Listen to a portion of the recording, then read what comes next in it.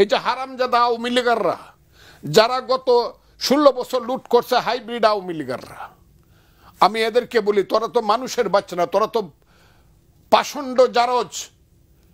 একটা তো বললি না যে বঙ্গবন্ধুর মাথার উপরে প্রস্তাব করার আগে আমি আগে গুলি খাইতে চাই, আমি আত্মহত্যা করতে চাই। আমি কিশোরগঞ্জে 2021 সনে বলেছিলাম, খুব স্পষ্ট করে বলেছিলাম, 10,000 মানুষের মিটিংয়ে মেয়র ইলেকশন যেখানে বিএনপির প্রার্থীর পক্ষে দাঁড়িয়ে আমি বলেছিলাম যে এই হৈবতনগর এলাকা ইশাকার বাগান বাড়ি, এখানে বাঙালি যুদ্ধ করেছিল দিল্লির বিরুদ্ধে, মানসিংহের বিরুদ্ধে ইশাকার যুদ্ধ হয়েছিল 11 সিন্দুরে। এই ইশাকার বাগান বাড়িতে দাঁড়িয়ে আমি আপনাদের সামনে বলে যেতে চাই, এমন দিন আসবে, সে দিনটা খুব বেশি দূরে নয়, এই হৈবতনগরের গেইটে লেখা থাকবে এই এলাকাতে কেউ আর আওয়ামী লীগ করে না। এবং সেই দিন প্রধানমন্ত্রী পর্যন্ত ডিসি কে কাছে তলব করে বলেছিল ফজলুর রহমান এত বড় সাহস কই পায় যে এই গেইটে লেখা থাকবে এই দেশে কেউ আর আওয়ামী লীগ করে না। এবং আমার কথাটা সত্য হয়েছে। কিরকম সত্য হয়েছে? প্রধানমন্ত্রী পালাইছে, তার সমস্ত মন্ত্রিসভা পালাইছে, তার সমস্ত এমপিরা পালাইছে, সমস্ত নেতারা পালাইছে, এমন পালাইছে 32 নম্বরের বাড়ি পুড়ে গেছে, বঙ্গবন্ধুর স্ট্যাচুর উপরে প্রস্রাব করছে। এই যে হারামজাদা আওয়ামী লীগাররা যারা গত 16 বছর লুট করছে, হাইব্রিড আওয়ামী লীগাররা, আমি এদেরকে বলি তোরা তো মানুষের বাচ্চা না, তোরা তো পাষণ্ড জারজ। একটা তো বললি না যে বঙ্গবন্ধুর মাথার উপরে প্রস্তাব করার আগে আমি আগে গুলি খাইতে চাই, আমি আত্মহত্যা করতে চাই। জয়ললিতার মতো একজন চিত্রনায়িকা যিনি তামিলনাড়ুর মুখ্যমন্ত্রী ছিলেন, স্বাভাবিকভাবে মৃত্যুবরণ করার পরে 130 জন লোক আত্মহত্যা করছিল। আর যারা বঙ্গবন্ধুর নামে গত 16 বছর এই দেশটাকে চালাইয়া বঙ্গবন্ধুকে কলঙ্কিত করছে, কতবার আমি হাসিনাকে বলেছি এই শেখ হাসিনা আপনি ডুবে যেতে পারেন, এটা কোনো দুঃখের ব্যাপার না, কিন্তু আপনি আপনার মহান পিতাকে নিয়ে ডুববেন এবং ভালো মন্দ মিলিয়ে মুক্তিযুদ্ধের ইতিহাস বিজড়িত একটি দল আওয়ামী লীগকে নিয়ে ডুববেন। এখন আপনি বলেন কথাটা সত্য হয়েছে কিনা? তারা ডুবে গেছে, তারা চলে গেছে। এখন দিল্লিতে বসে তারা মনে করছে দিল্লির থেকে বৈজয়ন্তীমালা ট্যাঙ্কে উইটা বুঝে বাংলাদেশের রাজত্ব করা যাবে না, না, এটা হবে না। এরা বাঙালি জাতির ইজ্জত মারতেছে এবং এমন মানুষের ইজ্জত মারতেছে যে মানুষ এই দেশের মুক্তিযুদ্ধের ক্যাপ্টেন ছিল, তাকে ডুবাইতেছে, সে আরো ডুবাইছে। আমি কথাটা পরিষ্কারভাবে বলতে চাই, তারা চলে গেছে।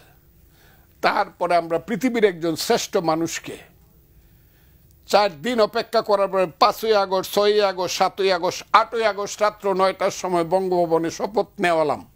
সমস্ত ছাত্র জনতা মিলে বিনা প্রশ্নে, বিনা বক্তব্যে ডক্টর মোহাম্মদ ইউনূসের মতো একজন বিশ্ববিখ্যাত নোবেল বিজয়ীকে আমরা আমাদের প্রধান উপদেষ্টা করে আমরা তাকে তার উপদেষ্টা পরিষদ করলাম।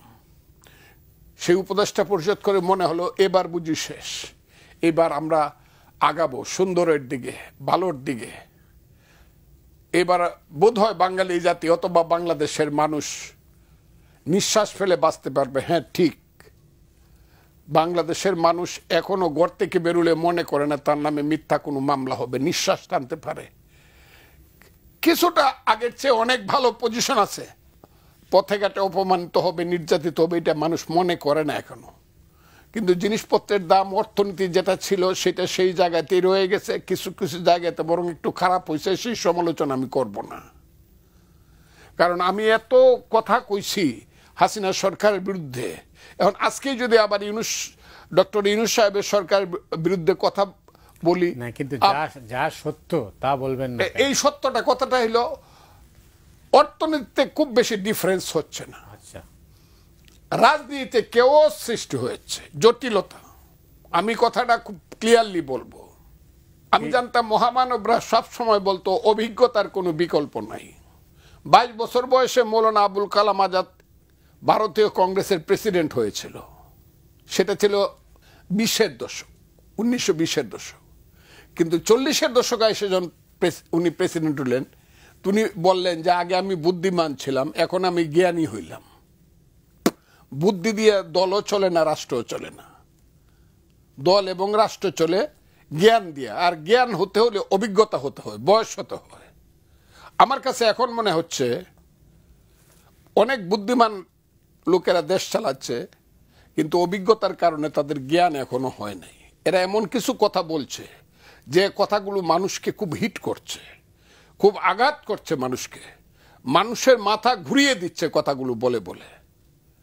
এটা কিন্তু একটা কথা আপনাকে বলি, এটা কিন্তু শ্রীলঙ্কার 1.5 কোটি মানুষের দেশ না, অথবা মালদ্বীপের 5 লক্ষ মানুষের দেশ না। বাংলাদেশ কিন্তু 18 কোটি মানুষের দেশ এবং একটা মুক্তিযুদ্ধের মধ্য দিয়ে আসা একটি জাতি। যদি কেউ মনে করে পট করে কথা বলে, বুদ্ধি দিয়ে কথা বলে, অথবা চালাকি করে কথা বলে এই দেশের মানুষকে বিভ্রান্ত করে কাজ করে ফেলবে, এটা খুব সুখকর হবে না ব্যাপারটা। এখনো কিন্তু মুক্তিযোদ্ধারা জীবিত, এই কথাটা মনে রাখতে হবে। মুক্তিযোদ্ধারা সব শেষ হয়ে যায় নাই, যে পর্যন্ত একজন মুক্তিযোদ্ধা আছে, একজন, সেই পর্যন্ত মুক্তিযুদ্ধের বাইরে কেউ কথা বললে খুব সাবধান করে বলবেন। এই কথাটা আমি আজকে বলে গেলাম। আমি এটা থ্রেট করছি না, আমি বাংলাদেশের শ্রেষ্ঠ ব্যক্তি, বর্তমান শ্রেষ্ঠ ব্যক্তি জনাব ডক্টর মোহাম্মদ ইউনূস সাহেবকে বলছি, তার সাথে যারা কাজ করছেন তারা কথা বলার সময় মুক্তিযুদ্ধ সম্পর্কে খুব সাবধান করে বলবেন। যদি না বলেন, একদিন কিন্তু আমার মুখামুখি হইতে হবে।